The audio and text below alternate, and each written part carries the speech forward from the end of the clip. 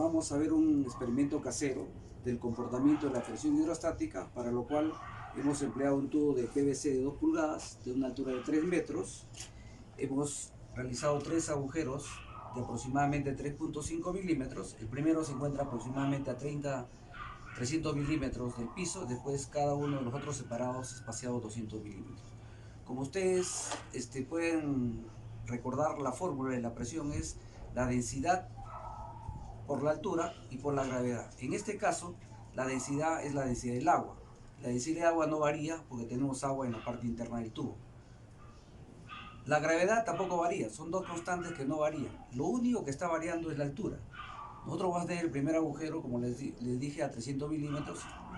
Ese agujero va a disparar con mayor distancia, el segundo con menor distancia y el tercero con menor distancia. Y conforme vaya variando la presión hidrostática, el comportamiento va a variar también, porque vamos a tener menor presión hidrostática, por lo tanto vamos a tener menor flujo, y las distancias con las cuales van a disparar cada uno de los agujeros va a ser menor. Vamos a ver ahora que este experimento de la presión, el comportamiento de la presión hidrostática está justamente variando por la altura en la cual está disparando cada uno de los agujeros. Ahora vamos a ver físicamente el comportamiento abriendo cada uno de estos tapones que hemos colocado. Como ven ustedes ahí, y el tercero. Van a ver el comportamiento al final del experimento. Van a ver ahí la distancia va disminuyendo conforme disminuye la presión hidrostática. Ahí vemos claramente cómo es el comportamiento del fluido. Mayor distancia, menos distancia, y el último ya que acaba de equilibrar la distancia de la altura, y ahí vemos claramente el comportamiento de la presión hidrostática. Disminuye la presión hidrostática, la altura, y por la altura en la cual están ubicados los diferentes agujeros hemos visto el comportamiento de la salida y el caudal con el cual está saliendo y la presión. Agradezco y espero les sirva como un experimento de forma casera. Después de haber visto el experimento casero en forma visual, vamos a recordar la fórmula de la presión.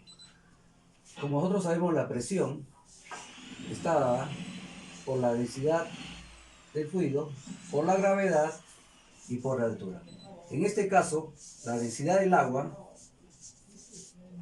va a ser para nosotros una constante. La gravedad también va a permanecer constante. Pero ¿cuál es lo que varía?